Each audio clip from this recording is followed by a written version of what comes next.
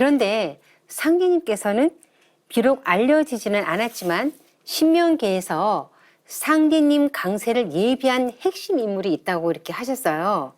소사님 어떤 분이신가요? 네,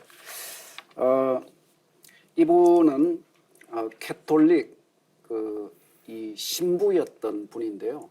이마두 마테오리치 대성사님입니다.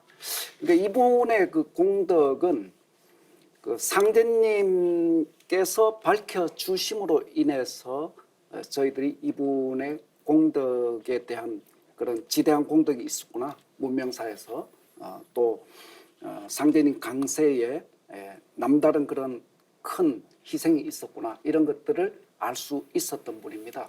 이분은 좀 전에 말씀드렸듯이 가톨릭의 이제 신부였는데 중국 명은 이마두입니다. 이태리 태생이시고 예수회 소속의 신부님이었어요. 이분이 이 하나님의 천국 건설, 그 다음에 동서문명의 이런 교류라고 하는 필생의 이런 소망을 가지고 젊은 나이에 이 중국으로 와서 전도 활동을 합니다. 그래서 천상에 이제 이 올라가서도 이분이 중국에서 평생 전도 사업을 하고 이분이 이제 그 중국에서 돌아가셔서 북경에 묻혀 계시거든요.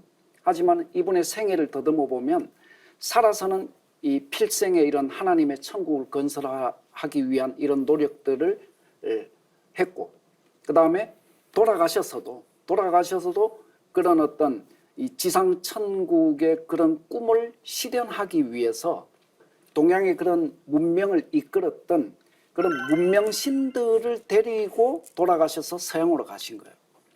가셔가지고 그 문명신이라는 것은 말 그대로 문명 발전에 기여하는 그런 기여해 왔던 신명들 아닙니까? 그래서 그런 문명신들과 함께 이 서양의 물질 문명의 발전에 크게 기여를 하셨습니다. 그래서 지금 근대 과학 문명의 이런 발전의 이면에는 이 마테오리치 대성사님의 공덕이 지대하다고 볼 수가 있습니다. 그러나 이제 이런 물질 문명이 발전하면 발전할수록 그 반대급부로 역사에 이제 폐해가 발생한다는 것 또한 이마두 마테오리치 대성사는 절감을 했습니다. 그것은 이런 근대 과학 문명은 우리들에게 물질적 풍요, 편익 이런 것을 주지만 인간의 어떤 삶의 가치관이 이런 이 모든 인간은 생명의 뿌리가 신의 세계 아닙니까? 쉽게 말씀드리면 사람은 누구나 죽으면 신명이 되어서 현실계에 살아있는 모든 자손들의 생명의 뿌리로서 존재하시거든요. 근데 이 과학 문명의 발전으로 이 신도에 대한, 그러니까 인간 생명의 뿌리에 대한 이런 인식이 쇠퇴하고 이성주의, 눈으로 보이는 현실 세계 중심의 가치관에만 몰두하는 거죠. 그러다 보니까 이런 도덕성의 타락이라든지 이런 이 여러 가지 지구촌에 일어나는 민족 분규라든지 종교 분열의 이런 모든 불행의 이런 이 배경으로서 이 이성 중심의 그런 어떤 인간 가치관이 작용을 했던 거죠. 그래서 이마두 마테오리치 대성사는 결단을 내립니다. 결단을 내린데 그 성구를 한 구절만 제가 읽어보겠습니다. 이 구절은 너무 중요하기 때문에 이마두가 원시의 모든 신성과 불타와 보살들과 더불어 인류와 신명계의 큰 거백을 구천에 있는 나에게 하소연함으로, 이런 구절이 있습니다. 아까 2편 30장. 그러니까 뭐냐 하면은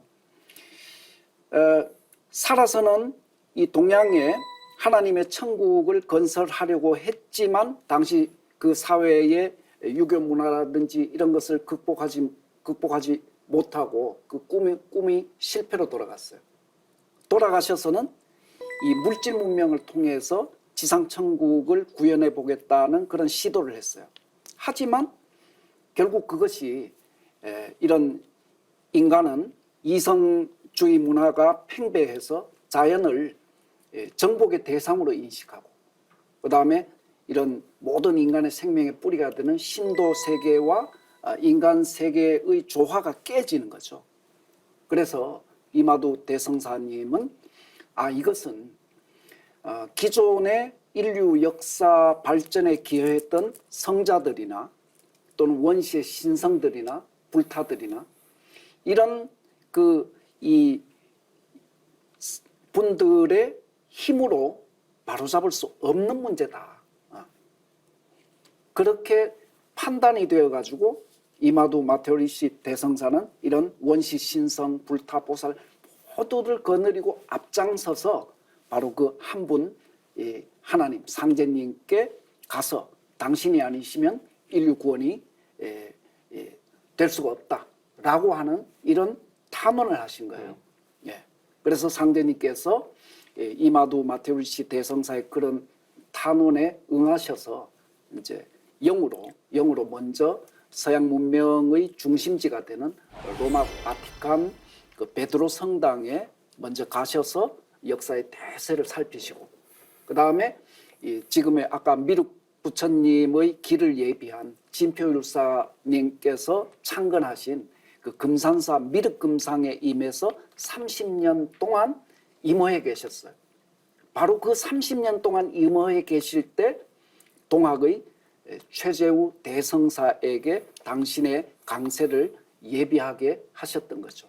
그리고 좀 전 동학을 정리할 때 갑자년에 이 최재우 대성사의 천명과 신교를 거두고 그로부터 8년 뒤인 1871년에 바로 인간으로 강세하셨던 겁니다. 네, 이마두 대성사는 어떤 분이시길래 상제님께서 이마두 대성사를 직접 이렇게 거론하신 건가요? 일단 그 이탈리아 마체라타시에서 이제 태어나셨고요. 그 로욜라가 스페인 로욜라가 이제 카톨릭 구교가 너무 이제 썩었으니까 그걸 혁신하기 위해서 그 하나님의 본래 말씀으로 돌아가자 해서 세웠던 예수회에 이제 입교를 해서 해외 선교의 이제 뜻을 세워요. 근데 이 이마두 대신사가 훤칠한 키도 있고 아주 목소리는 종과 같이 뛰어나. 그리고 이 마테오리치 신부님은 우리는 이제 이 하나님의 강세를 직접 가이드하신 분으로 알고 있지만 이제 세상에서는 기억술의 대가로 유명합니다. 기억의 궁전이라 그래가지고 지금 세상에서 암기를 못하는 사람들한테 알려준 비법에 그게 마테오리치 신부님의 방법이에요.